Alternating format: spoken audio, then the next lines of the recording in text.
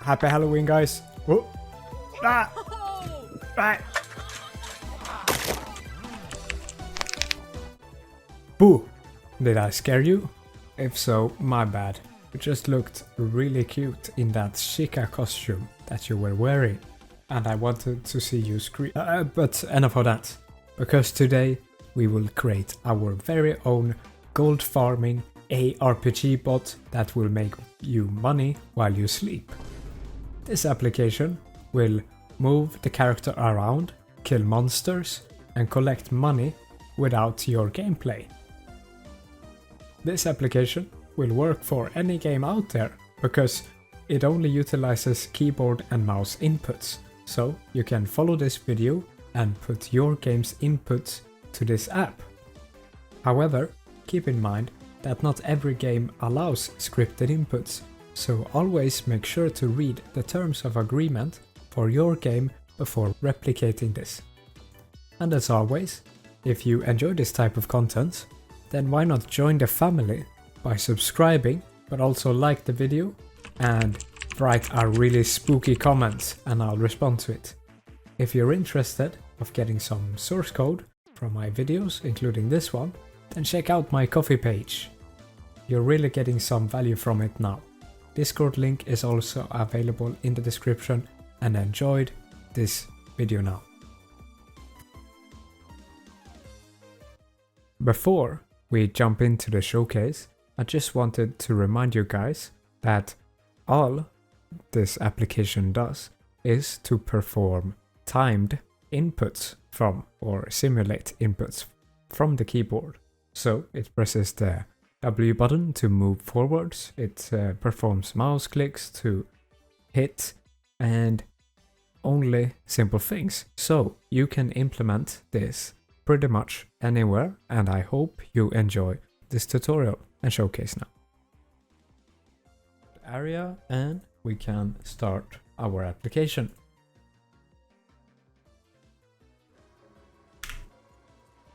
So I just pressed my hotkey for the script to start, and he destroys the first eggs, leaves one, that's fine, we don't care enough. Then he goes down to the fountain, like we said, takes that out, no drops, none collected. Then he moves down to these eggs, collects the money, moves on to the top left eggs, sees this big spider, but still doesn't. Ooh, he barely didn't get hurt, so they barely missed, but the character moves on, takes out the next eggs, no drop there, still moves on.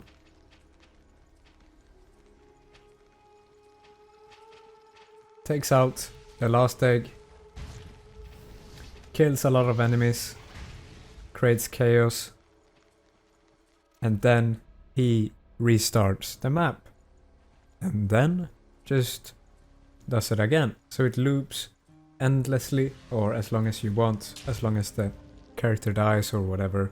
But this way you can just watch YouTube and see your gold go up and so on.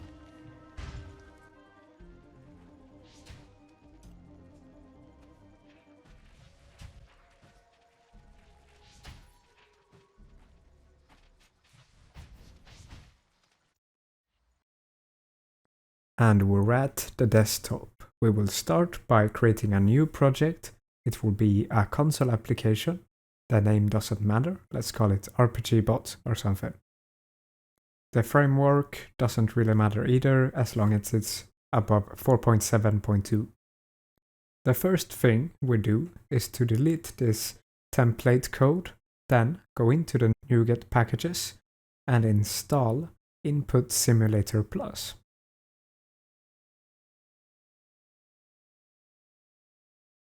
We have now installed all of the needed packages, and we can include them in the code by using the using. Next up will be to create an instance of the input simulator. We will use this when performing inputs. Then we will create two constants for the left down and left up. These are for the mouse click, which means the left mouse click.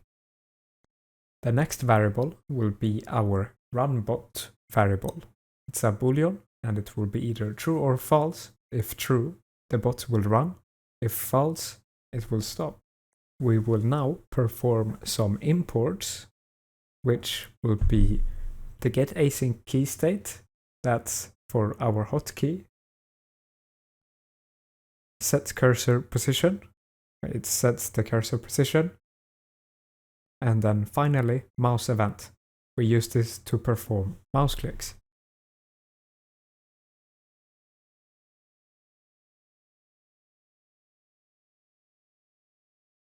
We can now create the method that will handle our user input or hotkeys. This method will always run and it will check if the get async key state and then our hotkey.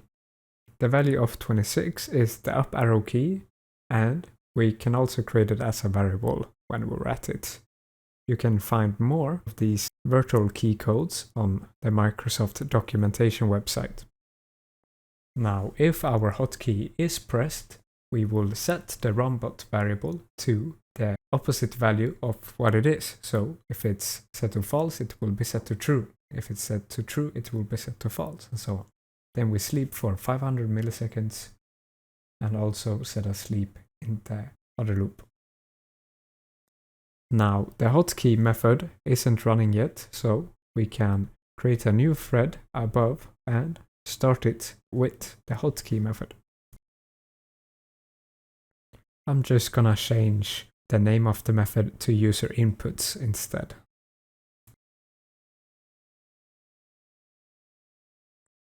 Then we will create the main loop that will call our farming methods. It will check if our runBot variable, true or false, is set to true.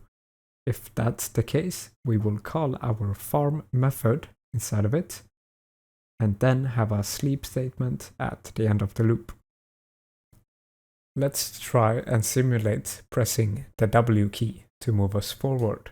We can use the simulation instant and then key press with the virtual key code bkey_W.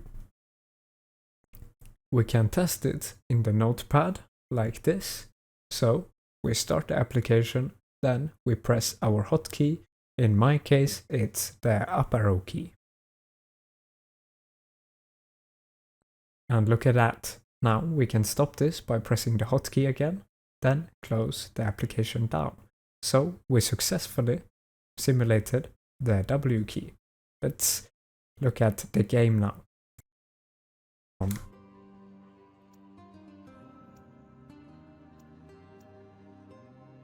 On the double tap to dodge. So if we turn that off and try it again, he moves. A little goofy, but he moves in the direction that he was. So we tried that out. You can press the hotkey again to turn it off. For Victor Bra, the game, you can press on the restart area and that will reposition the character and the camera and everything. And that's a really good starting point for our application. So let's try to move to these eggs that we said. So the eggs, we could just move the character like before, move in step by step.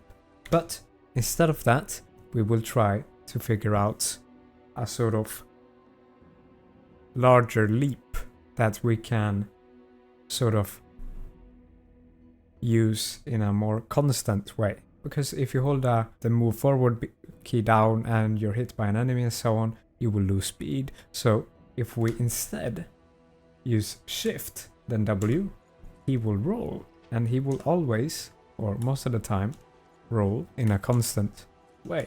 He will also dodge more enemy attacks. So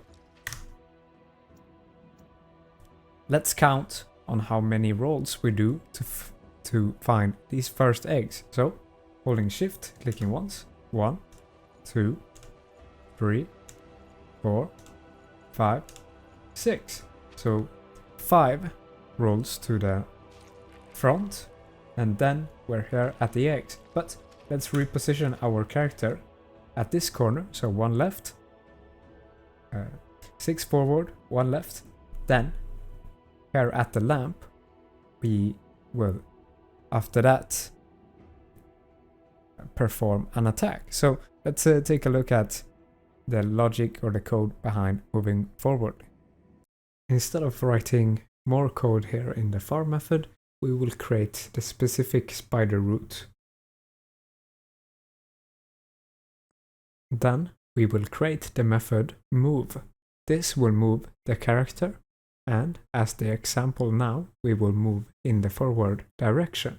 So in my game, I performed a roll by holding the left shift down and then the forward button or W, then the left shift up. This performed a roll. We also sleep for almost a second, and we should be ready to roll again. So the logic will be a bit different for your game, but you should still have something that moves the character in a direction here. Let's try and move the character 6 forward steps to get to the eggs. Alright, so let's try it out by clicking play on our program, then go in game, restart area, or move into position. Now we can press our hotkey that we had, and he should roll 6 times, 4, 5, 6, and he keeps on rolling because we have not set the hotkey yet, so he keeps on rolling, but we got to the place where we wanted. But let's try and make it a little bit more dynamic so we can move in any direction. Okay, so in our move method, we will, instead of just having an empty parameters method, we will have 2 parameters, the virtual key code key, and then the number of steps that we want to take, or the amount of rolls. Inside of this method, we will also loop through all of the steps by using a simple for loop. Then, for each step, we will perform the action, which was holding shift down, then pressing the W. In our new case, it will be the key code that we provided, and then key up shift to release it, and again wait. This makes it so we can put any key code inside of it and the number of steps we want to take, and it should move us around like a 2D dimensional map. Let's also set the run bot to false after the spider route. This will let it run 1 time so we can easily get out of the loop. Now that we have a dynamic move method, we can just call the move method, then use the virtual key code vkey_w like before, then our steps, which is 6, and it should move us 6 steps forward or 6 rolls. We can also set it to move left by using the vkey_a. Alright, so let's try it out. Let's run it. Restart area. Press our hotkey again. 1, 2, 3, 4, 5, 6, 7, and we're at the egg. So we are actually at our enemy or object that we want to interact with. Let's try and code the logic behind holding our Q down and aiming at these enemies. There is a really easy way to do this, and that's by taking a mouse tool or a coordinate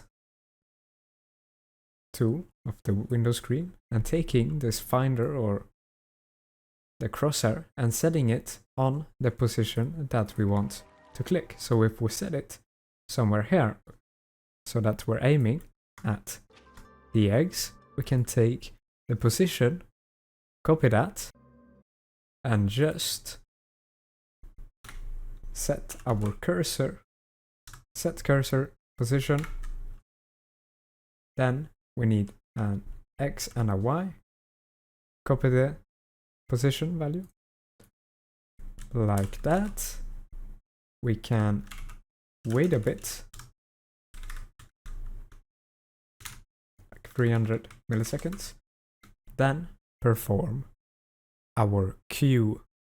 So for the Q attack, let's get out of here, these spiders are attacking me. For the Q attack, we hold our Q down for a couple of seconds, maybe 2 seconds, then release, and it creates this Q attack. So let's do that in programming.